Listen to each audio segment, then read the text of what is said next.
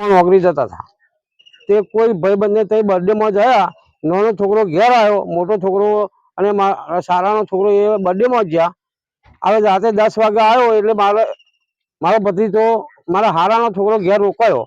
સવારમાં નાહવા ધોવા માટે કે છે હું દેવાપુરા જઈને વિક્રમને બે આવીએ છે અને 12 નોકરી જઈશું એમ કરીને 7 વાગે ઘેરથી નીકળી ગયા અને અહીંયા આવતો આ ઘટના બની ગઈ. આજે 9 તારીખની આ ઘટના બની છે. આજે ચોથો દિવસ થાય છે. સરકારે કોઈ કાર્યવાહી કરી જ નથી અને મારા છોકરાની બોડી મળી પણ નથી.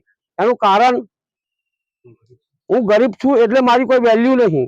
હવે કોઈ ધારાસભ્યનો કે કોઈ મિનિસ્ટરનો છોકરો પડ્યો હોત કે મોદી સાહેબ પડ્યા હોત તો અત્યારે આગળ કેટલી પબ્લિક હોત, એને વિમાન ઉતારી પાડત, નદીઓ બધી જત તો એ કાઢત ને. તો આજે મારા છોકરાની કોઈ વેલ્યુ છે નહીં. મારે એનો ન્યાય જોવે. ઝાલા સાહેબ મને ફોન કરે, આજનો દાડો મને કંપા કરો, આજનો દાડો કંપા કરો. હું 4 દિવસથી આજે ઝાલા સાહેબનો ફોન સાંભળીને બેસી રહ્યો યાર. મારા પરિવાર આખો અહીં છે, મને કે તમારે નહીં આવવાનું થઈ. આજે છેલ્લે દિવસે મારે અહીંયા આવવું પડ્યું કે મારી બોડી આવી ના ઘેર. એક મજબૂરથી હું બેસી રહ્યો. તો અત્યારે 1 વાગ્યો છે, સારું કરાશે સારું. 1 વાગે એવા ઊંઘા જ કરાશે કર્મચારી બધા. ઝાલા સાહેબે ઊંઘા જ છે.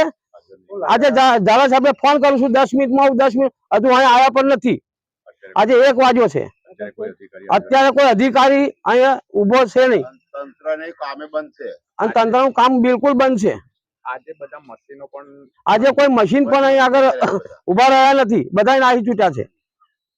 તો અમારો ડેડ બોડી નું શું થઈ છે? મારે તો બોડી જોઈએ. આજે 5 વાગ્યા સુધીમાં મારી બોડી જોઈએ.